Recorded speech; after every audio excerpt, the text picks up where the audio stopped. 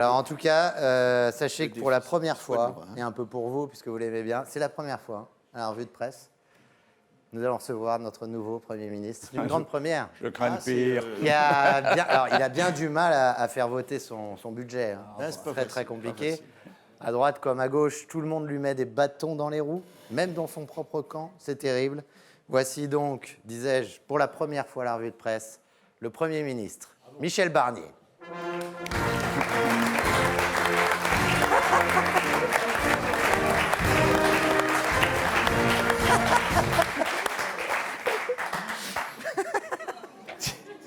Ça marche en plus. Bonsoir, monsieur le Premier ministre. Bonsoir. Merci de me donner la parole. Je suis heureux de voir, monsieur de Verdière, que vous avez trouvé mon numéro de téléphone, alors qu'Emmanuel Macron, ça lui a pris 3 mois. En tout cas, ça y est, vous êtes Premier ministre. Oui, je suis conscient de la charge qui m'incombe et j'y fais face. D'ailleurs, aujourd'hui, je n'ai pleuré que 2 fois. Et qu'est-ce que c'est? Ce sont des tic-tac? Non, ce sont mes antidépresseurs. Non, mais monsieur le Premier ministre, c'est si dur que ça? Mais non, pas du tout. Mes collègues sont pleins d'attention à mon égard. Bruno Retailleau a mis une punaise sous mon siège au Conseil des ministres. Gabriel Attal a noué entre eux les lacets de mes 2 chaussures à l'Assemblée nationale. Et puis, Gérard Larcher a dévissé la salière que j'utilisais à la cantine du Sénat. Comme vous le voyez, tout va très bien. Tout va bien, mais votre budget a du mal à passer, y compris chez vos propres amis, monsieur Barnier. Non, on ne peut pas dire ça. On ne peut pas dire ça. Ils ont déposé, voyez-vous, que 76 859 amendements. Je les en remercie d'ailleurs. Grâce à eux, le budget 2025 sera voté en 2074. Je n'aurai que 123 ans, j'ai donc tout l'avenir devant moi. Mais comment allez-vous faire? Parce qu'il faut le dire aux téléspectateurs, la dette de la France s'élève à 3 228 milliards et vous devez, en un an, faire 60 milliards d'économies.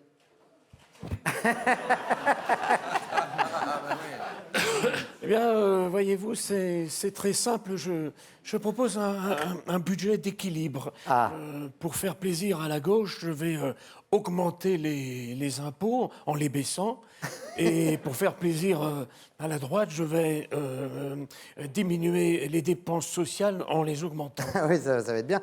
Je ne suis pas sûr que ça suffise pour faire 60 milliards d'économies. Vous avez raison, et c'est pour cela que je vais demander à nos compatriotes de faire des efforts. Il faut que les Français soient moins dépensiers. À ce titre, je salue monsieur Philippe Chevalier, qui n'a pas acheté un seul vêtement depuis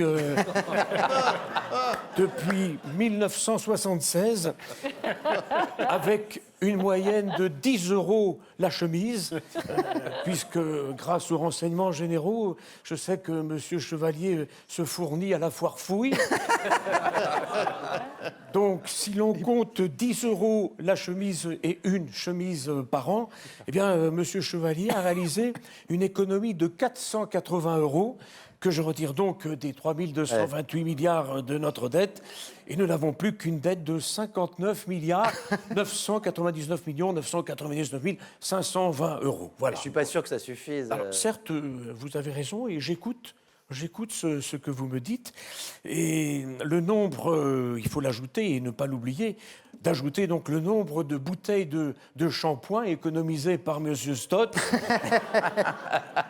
Nous réduisons la dette, voyez-vous, de 0,0000001%, ce qui est considérable. Ouais. De plus, dès le 1er janvier 2025, et c'est important, nous interdirons les douches. Je baptiserai cette mesure par le nom de celle qu'il a inventée, Zaz. Quant au groupe 3 cafés gourmands, il sera rebaptisé 3 cafés tout court. Les cafés gourmands, c'est beaucoup trop cher. Enfin, c'est 60 milliards que vous devez trouver, monsieur le Premier ministre. Oui, mais j'ai ma botte secrète, une nouvelle taxe qui m'a été inspirée par l'Église catholique et l'abbé Pierre, le denier du cul. Non. Ah, je crois que vous voulez dire le denier du culte. Non, le denier du cul. En effet, chaque fois que monsieur Stéphane Rose prononcera les mots bite, couille et nichon, il devra verser 1 euro. Avec ça, théoriquement, les 60 milliards seront trouvés d'ici la fin du mois de novembre. Ça, c'est pas faux. Ça, c'est une bonne mesure. Enfin, monsieur le Premier ministre, soyons sérieux. Vous n'avez pas des mesures, justement, plus sérieuses à nous proposer ? Bien sûr que si, avec le ministre de l'Intérieur, Bruno Retailleau, nous comptons mettre à profit la délinquance. Avec le nombre de fusillades à Poitiers, Marseille, Rennes ou Nantes, ça ne devrait pas être compliqué de trouver 10 000 balles. Mais ce n'est pas tout. Nous allons supprimer le petit carton, vous savez, le petit carton qu'il y a dans le rouleau de papier toilette. Ah, pardon, mais ça, c'est déjà fait, ça n'existe pas. Eh bien, nous allons aller au-delà. Nous supprimerons le papier toilette. Ça ne changera pas grand-chose, car nous sommes déjà dans le résidu de la digestion constitué de substances non assimilables que les scientifiques appellent le caca. Je compte enfin lancer un grand plan BPI. Ah, la Banque publique d'investissement. Non, les bas potentiels intellectuels, autrement appelés dans le langage scientifique les cons. Extrêmement répandue dans notre pays, cette taxe sur les cons permettrait de combler immédiatement les 3 228 milliards de dettes.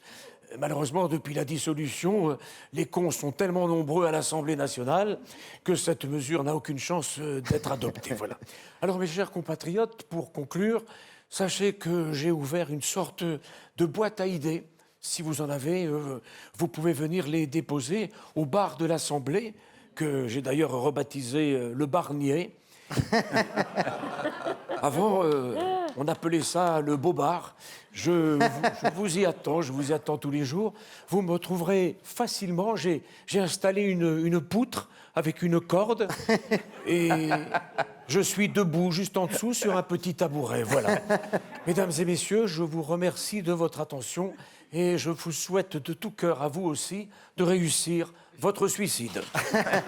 Merci, monsieur le Premier ministre.